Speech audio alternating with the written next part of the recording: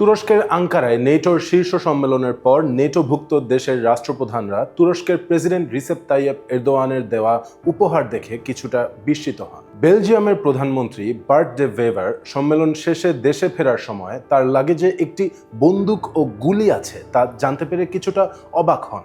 এই বন্দুক বা রিভলভারটি ছিল এরদোয়ানের উপহার। তুরস্কের পতাকা ও নেটোর লোগো সম্বলিত কাঠের বাক্সে সাজানো ছিল এই ভিনটেজ রিভলভারটি। ব্যারেলে খোদাই করা উপহারপ্রাপ্ত রাষ্ট্রপ্রধানের নাম, সাথে একটি প্ল্যাকার্ড যেখানে তুর্কি ও ইংরেজিতে লেখা গুমুসাই আমাদের দেশের তৈরি প্রথম রিভলভার টাইপ হ্যান্ডগান। বার্ট ডে ভেভার সুরক্ষা ও সংরক্ষণের জন্য বিমানবন্দরের পুলিশের কাছে বন্দুকটি জমা দেন। রয়টার্সের প্রতিবেদন অনুযায়ী লিথুয়েনিয়ার প্রেসিডেন্ট গিতানাস নাউসেদার কার্যালয় থেকে প্রকাশ করা ছবি থেকে জানা যায় এটি তুরস্কের অস্ত্র উৎপাদনকারী MKEর 1990 সালে তৈরি করা .357 ম্যাগনাম রিভলভার। এদিকে পোল্যান্ডের প্রেসিডেন্ট কারল নাউরোৎস্কির এক সহকারী পোলিশ গণমাধ্যমকে জানান তার বন্দুকটি বিমানবন্দরে কাস্টমসের কাছে আছে।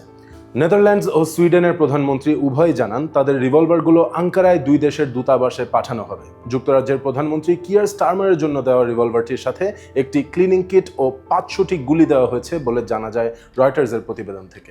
এদিকে ইতালির প্রধানমন্ত্রী জর্জা মেলোনির রিভলভারটি ইতোমধ্যে প্রধানমন্ত্রীর বাসভবন পালাজ্জো কিজিতে অন্যান্য রাষ্ট্রীয় উপহারের সাথে অবস্থান করছে বলে জানা যায়। ইউরোপিয়ান কমিশনের president Ursula von der Leyen, গ্রিসের প্রধানমন্ত্রী কিরিয়াকোস মিৎসোতাকিস এবং কানাডার প্রধানমন্ত্রী মার্ক কার্নি তাদের রিভলভারগুলো তাদের দেশের সামরিক জাদুঘরে দান করবেন বলে জানিয়েছেন।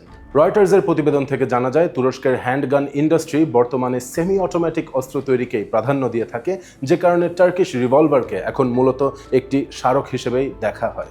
জেনেভা ভিত্তিক স্মল আর্মস সার্ভে থেকে জানা যায় 2019 থেকে 2024 সালের মধ্যে তুরস্ক $3 বিলিয়ন মূল্যের অস্ত্র বিক্রি করে। এই সময় তারা বিশ্বের শীর্ষ আগ্নেয়াস্ত্র উৎপাদনকারীদের মধ্যে তৃতীয় স্থানে ছিল, যুক্তরাষ্ট্র ও ইতালির পর।